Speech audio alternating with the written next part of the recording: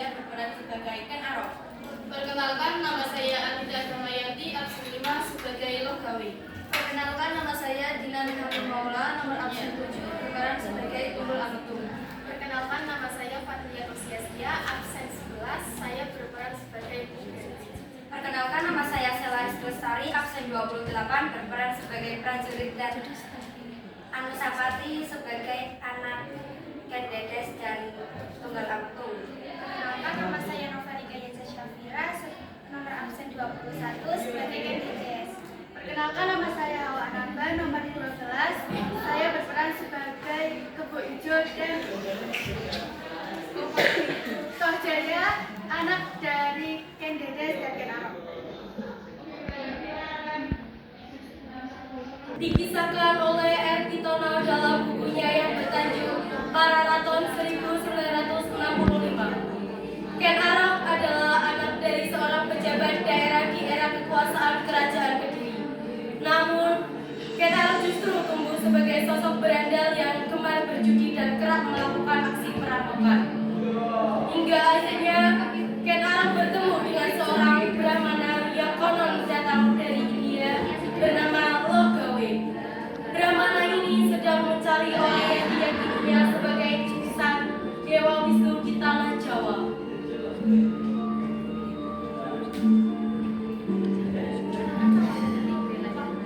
Nah, bangunlah. Mengapa kau ikut di sini? Apa yang terjadi padamu? Maaf Tuan, semalam saya mampu berat. Setelah itu saya tidak ingat apapun. Perkenalkan, namaku Logawe. Saya Ken Arok.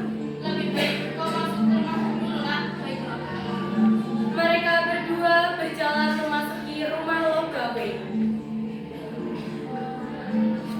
Duduklah, Ken Arok.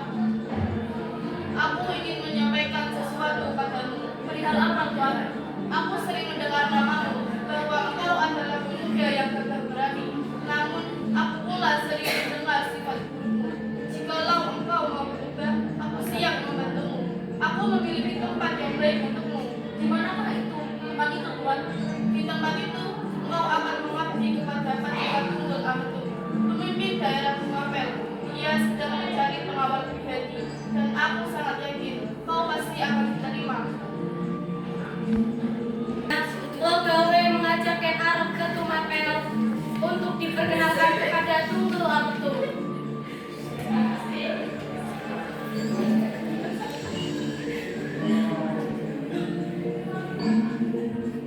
Yang mulia, maukah kau menerima dia sebagai pengawalmu? Maaf Brahmana, bukannya aku lancang, tetapi pengawalku sudah banyak. Tetapi yang mulia, dia adalah anak angkatku. Terimalah dia sebagai pengawalmu. Ini adalah permohonan pribadi. Baiklah kalau begitu. Tunggul Ametung bersedia menerima Ken Arok sebagai pengawalnya. Permintaan langsung dari Logawe sebagai seorang Brahmana tentunya sulit ditolak oleh Tunggul Ametung. Terima kasih Pak Yukal. Hamba berjanji akan bekerja sebaik mungkin. Ken Dedes istriku, kemarilah. Duduklah di sampingku, Adinda.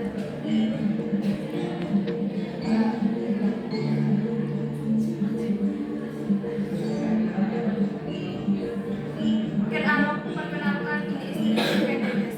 Adinda, perkenalkan ini pengawal Kanda yang baru.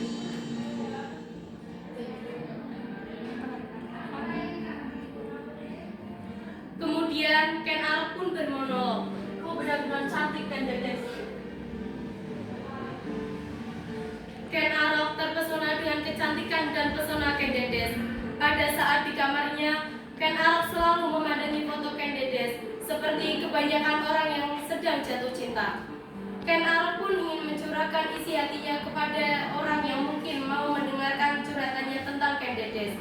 Ken Arok pun menemui Logawe.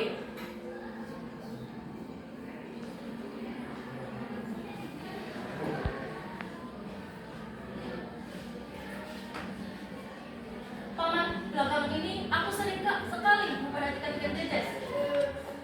Memang dia adalah wanita yang laris-lari, wanita pilihan. Kelak suaminya akan menjadi raja yang besar. Ken Arok diam sejenak. Ken Arok berpikir, rasanya ia jatuh cinta kepada Ken Dedes meskipun itu terlarang.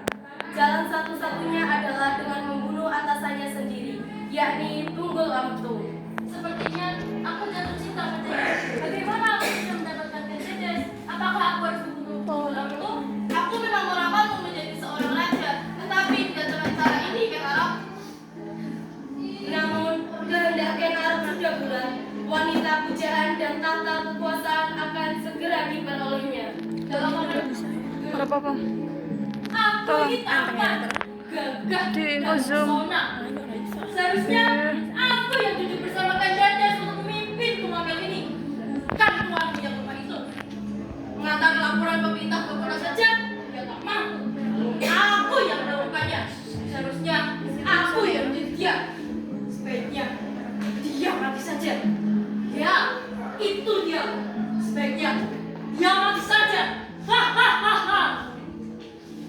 Beberapa hari kemudian, ia menemui Mbu Gandring, seorang pengrajin keris terkenal di Tumapel.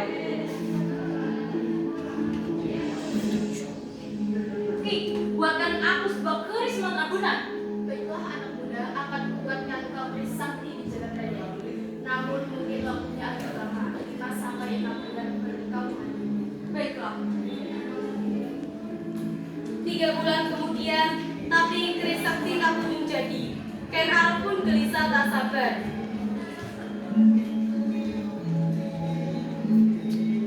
Aku harus menunggu 3 bulan lagi untuk habis bulan itu.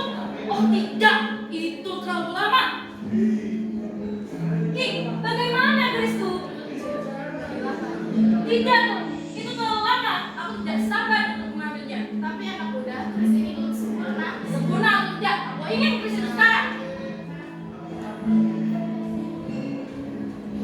Cepat berikan keris itu. Apa yang menghabisi waktu dengan keris ini? Tidak anak muda, tidak akan memberikan keris ini padamu. Apa urusanmu, Ki? Cepat berikan keris itu. Tidak, tidak Ken Arok. Cepat berikan. Ken Arok dan Mbu Gandring berkelahi. Lalu keris itu direbut oleh Ken Arok serta ditusuknya perut Mbu Gandring. Dan di ujung ajalnya, Mbu Gandring sempat menyumbangkan kutukan kepada keris itu yang dipegang oleh Ken Arok. Benar-benar atau ibu tahu Ken Arok keris itu dari suatu saat akan membunuhku dan camkan. Lalu Mbu Gandring pun meninggal dan Ken Arok pun meninggalkan jasadnya yang sudah terkucur kaku sendirian sebelum ada yang melihatnya. Setelah mendapatkan keris ampung buatan Mbu Gandring, namun lantaran suatu alasan demi memperoleh keris tersebut, Ken Arok segera kembali ke Tumapel untuk melaksanakan misinya pada saat itu.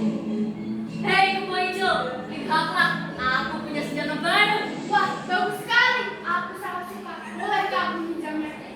Tentu. Benarkah Ken Arok? Aku sangat suka pada keris ini. Aku ingin memperlihatkan pada teman-temanku bahwa ini kerisku. Apakah boleh Ken Arok? Silakan saja. Terima kasih.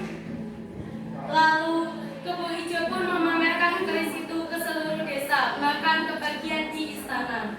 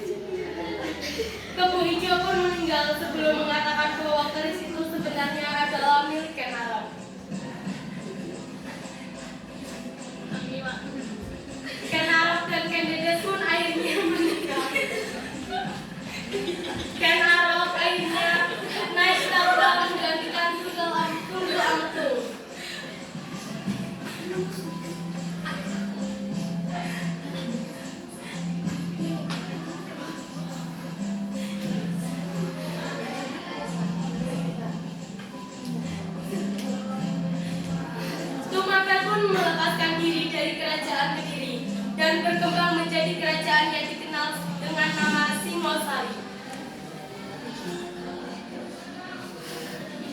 Beberapa tahun kemudian, anak dari Kendetes dan Tunggul Ampung pun mulai beranjak dewasa. Dia Anusapati. Anusapati merasa Ken Arok pilih kasih.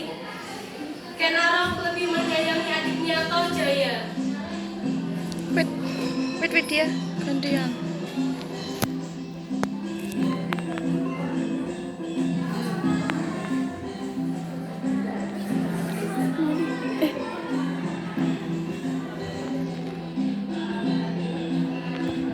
Ibu, mengapa Raja Ken Arok tidak menganggapku seperti anak kandungnya?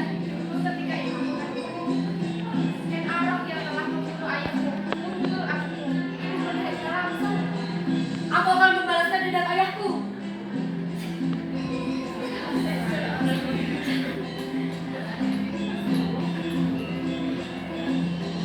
Kemudian di lain tempat, Anusapati memanggil Ki Pengalasan. Ki Pengalasan, hamba Tuan Muda. Tolong bantu aku, tolong bunuh Ken Arok. Akan hamba laksanakan.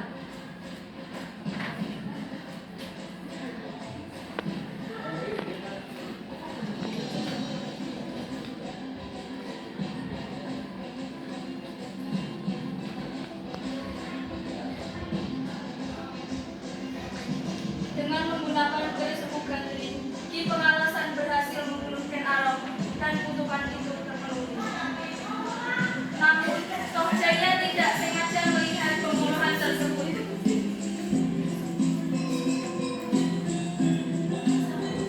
Ki Pengalasan! Kalian telah membunuh ayah, bukan? Ampun, bukan hamba Tuan Muda. Jadi, kamu yang telah membunuh ayahku. Anusapati yang telah memaksamu untuk